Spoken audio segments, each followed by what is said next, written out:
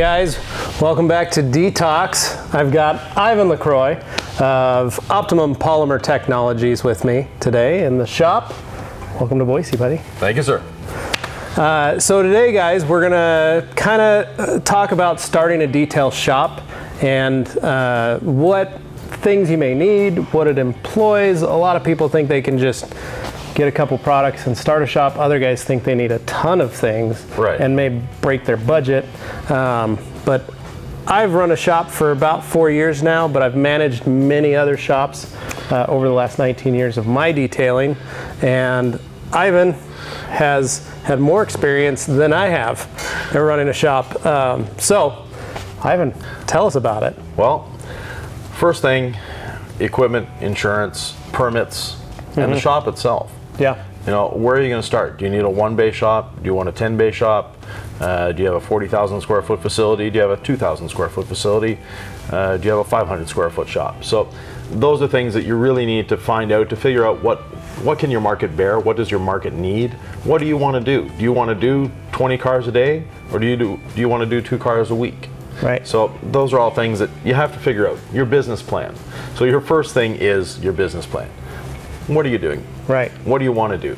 Are you wanting to do high-end details where all you do is these really expensive cars, and does your market have really expensive cars? Right. You know, you may be in a town like Boise where not many high-end cars, or like Granby, like yourself. Yeah, where I am, there's 2 Ferraris in town. Right. Yes, they're both my customers. There's one Lamborghini. Hey, he's my customer too. But I do a ton of minivans and Honda Civics and Ford Fiestas. So, you know, what's your market? What can you do? If you're in LA, sure, there's Bentleys everywhere. You know, so that's one thing you have to look for. Another thing that's often neglected is insurance. People think, oh, I can get by without insurance. Insurance is for that just in case sort of thing. I've used it many times. Yeah. You always have a guy that'll hop in and he's got his door open and he's backing a car in the shop and hey, we wrapped a door around a bollard. Exactly. Oh. Or I've seen this from a mobile detail perspective. The person has they're detailing a car, parking brake is on, they're vacuuming. They happen to knock the parking brake off with the vacuum cleaner hose. Car starts rolling backwards. Yep. Yeah, I had one where an airline, he pulled it through the passenger side of a truck and let go of it, or pulled it and tried to hold it down and anchor it on something. Yeah. And he let go of it and it went through to the other side, hit the window and shattered the window. Right. With the air gun. And so it's always good to have any type of insurance like that so that you never know. Or you're delivering a customer's car and they crash into something. I've done that. I've been in a brand new Land Rover, taking it back to the dealership to deliver it, and in a multi-car pileup in which I was not only the third person in line behind the rear ending, hoping I don't get hit, but then actually getting hit by one person just dinging the bumper. Yeah. It was a brand new car with 10 miles on it. Right. Like, I was glad I had insurance for that. Exactly. Because the dealership was very understanding, very fine with the damage because I'm insured, I have a good record. Yeah. They knew that I didn't lose the account. No, and you know, you didn't have the accident on purpose. Right, it wasn't my fault either. Right. So those are things. And insurance isn't expensive. Right. You can get a basic garage keeper's policy and they're not expensive. So something to look at, something to look for, something to have. And then as far as equipment goes, you know, once again, what are you doing? You're doing basic hand washes, you're doing full paint correction. Right. Are you specializing in interiors? Are you specializing in exteriors? You know, there's a lot of things to look for there. You don't need a lot of equipment to start. Nope. You don't need a lot of chemicals, and that's where a lot of people get overloaded. They have 35 different polishes, they have soaps, they have waxes, they have coatings. Keep it basic, keep it simple. Yep. My shops, we run 100% on Optimum. Right. And one of the reasons I do that is for the simplicity of the line. Yeah. There's only one wax. Yeah. One compound, 2 polishes. Yep. We have 1 sealant, we have 2 coatings, and you know, 1 all-purpose cleaner. Yeah. And that's pretty much it. And it helps, especially if you do bring on employees. Right. Because some employees like to take it upon themselves to experiment and do things maybe not the way that you want. Exactly. But it does, if you can simplify it and give them only a certain number of options, it makes their lives easier because they can just come in, do the job. The results hopefully will always come out the same, based on the employee. But yeah, you don't have, well, I use this product and this product and this product all on this car, and now I have a problem. Exactly. Now I have an issue. And the less an employee has to think, the happier they are. Right. Because they have less stress, less possibility of mistakes. Yep. And they do a better job. Yeah. So, other things, lighting. And when you think you have enough lighting, buy more lighting. You don't. If you can see, I have lights every single square inch of the shop, and I've got more in the bag that I haven't busted out yet. So we're still finding new spots to put lights and things here, and going like, oh man, I wish we had a light at this angle. And exactly. It's been 4 years in the shop, and we finally did a full retrofit, did all new lights, and then added more lights. And man, you think you have enough. When I first opened, I put in some lights and said, oh, this will be good. Yeah. And then slowly accumulated more and more and changed and gotten brighter and things like that. And as we age, we actually need more light to see. Yep. So, and that's something that, you're not there yet, but I'm getting to that point. The other thing is with light, I have a 6,000 square foot shop. We have over 500 T5 fluorescent bulbs in there. And it's still not bright enough. Right. So my employees complain at some point that, it's not bright enough in here. And as the shop is split into two sections. As we update the lighting in one section, then it becomes brighter than the other section. So they're saying, this is what we need. Then we update the other section, and then the other section, no, it's darker. So it keeps going back and forth. So lighting is essential. Air is another thing. Air tools save you a lot of time. A lot of little life hacks that we do in the shop-based environment, time savers, are based on air tools. Right. So the bigger your air compressor can be, the more efficient it is, the less often it runs, the less noise it makes, and that helps a lot. Well, and that was a mistake I kind of made, was I didn't get enough air delivery. I'm almost there. Yeah. But I didn't have enough air, not only air capacity, but air delivery. So when I've got 4 or 5 guys going at once in my shop, we are out of air quickly.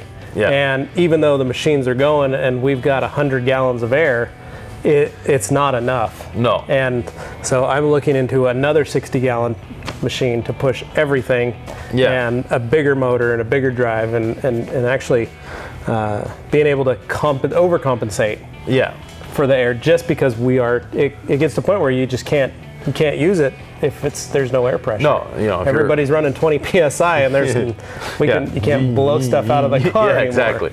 So that's one of the other things that is very important. And if you're looking at a 5 horsepower compressor with a 60-gallon tank versus a 7.5 horsepower with a 80-gallon tank, there's not that much of a price difference. Right. And a compressor is something you can buy used. Yep. You don't have to go new for a compressor. And my dad did that. He built a compressor for his shop, and it was an old antique, but it's a 100-gallon tank, and he had some old motors put on it and built it all up, and had a guy machine some stuff for him. And it's kind of a work of art, but it's 70 years old. But that thing's the quietest air compressor I've ever heard in my life, and it just runs perfectly. Yeah. And I think he built it 10 years ago, 15 years ago, and it's about, I think he only paid about $1,000 in parts, because he just found the air tank and found a motor and found a pump and had them all just kind of worked on and put together. Exactly. So you don't have to break your bank or your budget to get something good, but always do try and use that. Yeah. So lighting, air, those are where you want to focus your budget more. Yeah. Other things, polishers, you don't have to get the latest and greatest polisher to start off with. Yeah, especially if you're just starting out and you're not all that familiar with paint corrections or polishing a car or any of that stuff. There are a lot of guys that I know personally that started out with just a small DA from Harbor Freight. Right. Or a Porter Cable DA. And they use that, and as they build their clientele and they start getting a little better, then they step up to the next machine, whether it be a Grioche or a Zen Tool or a Rupes, any of those. Exactly. They'll start to get into that next level, and right. But again, that's with the skills that they've realized that they can't get something out. Right. Well, with the skills, and you're also building your clientele at the same time. Right. And as you're building your clientele, when you start off, you don't want to hit your client with $1,500 paint corrections and this, that, and the other thing. You want to do fairly rapid, easy services that bring the customers in. You want to do services that people can afford. Right. That are a good service. Yep. Like the Optimum wash, clay, and wax. Right. Most people around the country are charging around $99 to do it. Takes half an hour to do the job. Right. Takes no tools whatsoever. Yeah. A clay towel and a wash bucket. Yep. And a couple towels. Yeah. And the job is done. Customers love the service. It's easy to do. It gives a great result, and it's profitable. Right. And one other thing, whether you're shop or mobile, one of my little taglines is, if you're not profitable, you're not giving your customer proper customer service. Well, and one of your other taglines I always love is, he runs a customer service company, and shiny cars are the result. Side effect. Yeah, the result of that. But yeah, another one that I kind of liked is a pressure washer, because we were one thing I picked was we were going to be a production-based shop. Yes. So if you're going to be a home detailer and you're only going to be doing a couple cars out of your garage, and you're going to be, you can get a small, simple, cold water pressure washer. If you're not doing a lot of heavy cleaning, heavy degreasing and things like that, you can get something smaller. You don't have to. I knew right from the get-go with this building that we were going to be doing some dealer work as our main bread and butter. Exactly. And dealers want steamed engines and want everything, all the mud out of every fender well and wheels, and they want all that. So I made sure I put my money in a very large, expensive diesel pressure washer. But that has, it's been a great machine. Yes. And we've put over 1,000 hours into the machine in the last 4 years. Right. And it still just runs perfectly. Right. But you had a good business plan to start off with. I knew I needed it. Exactly. That was the point. Yeah. I knew that an extractor, a carpet extractor, was going to be something that I was going to use because I had to. Right. That's what my main base was going to need and request. Yeah. It's also kind of just what happens here in Idaho. That's just people like their carpets extracted. I actually had a customer call and say that his carpets were too dry, so we must not have detailed the car properly because they were dry. Yeah. And I said, it's the mark of a good detailer is that we got your car dry before we gave it to you, so it wasn't all wet and stinky and moldy and exactly. all that. And he couldn't believe it. He didn't understand that, because there are other shops that give the car back wet. Exactly. Bring it back. We can throw a bucket of water in if you'd like. Right. Yeah. So, but I picked an extractor. I picked a cheaper extractor for my budget because I knew I was spending more money on something. Yeah. As we grew the business, I spent the money and got a bigger extractor, a more commercial friendly one. So. Yeah, and if you're in a larger city, one thing that's important, or one place you can look for smaller machineries like extractor, pressure washers, is pawn shops. Yeah. Unfortunately, there's a lot of detailers that start off and fail rather quickly because A, they didn't have a good business plan. Right. They didn't know where they were going. They might have the skills to do the job, but the business acumen isn't there. And you can take training courses left, right, and center from all the chemical companies. They all provide them, but take a business course. Right. Read some books on business. Those are very important things to get your business going, because you're growing a business.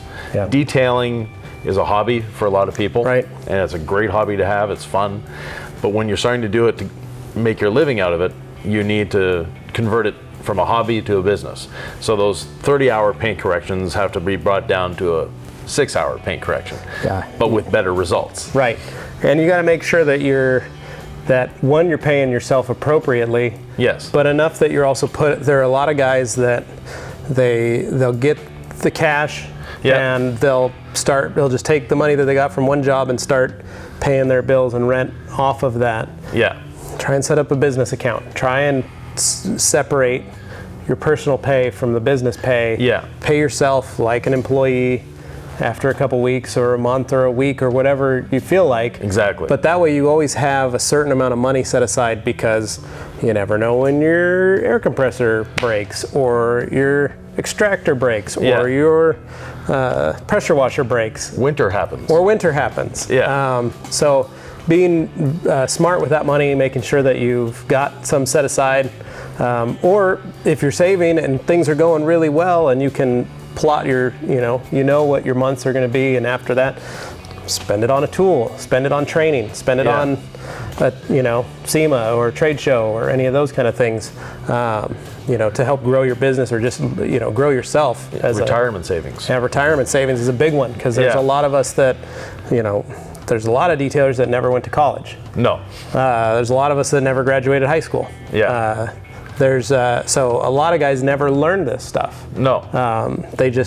That was the job that they got, and they were good at it. Right. And when we were in our 20s, our 30s, we're invincible. Yep.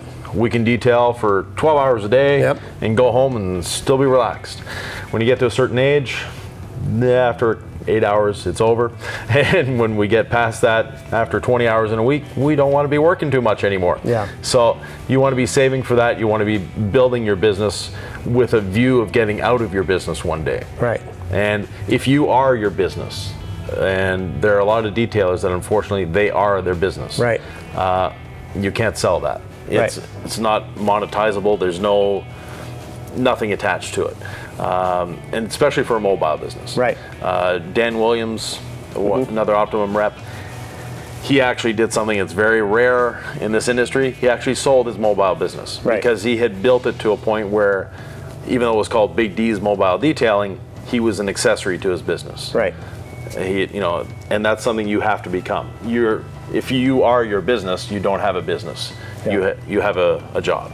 Yeah, and that you also just grow. That is just customer base. That is referrals. That is just being a good businessman. Yeah, allows you to get your business to that point. Right. And being smart about it and having good customer service and taking care of those customers, making sure that they're happy.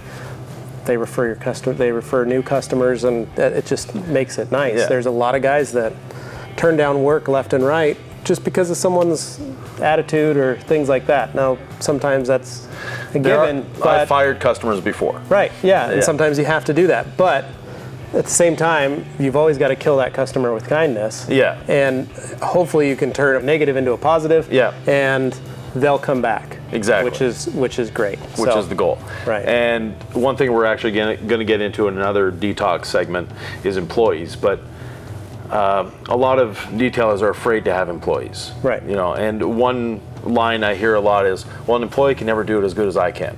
Yep. So if you were hired by someone else, you wouldn't be as good as they are? Yep. So yes, an employee can be good if you train them properly. And as I said, it'll be another detox segment on how to make employees valuable to you and your business. Well, cool. Well, thanks, Yvan. I appreciate you coming in and hanging out and chatting with us. So again, guys, that's on just a little bit about starting a detail shop. This may have run a little long, but hopefully you got some good info out of it. I appreciate you watching. Make sure in the comments section you let us know more questions, what you want to see. You can email me at levi@theragcompany.com. Just let us know. We love doing these. We're going to be doing a lot more. So thanks for watching. Appreciate it. Make sure you subscribe to the Rag Company YouTube channel. Thanks.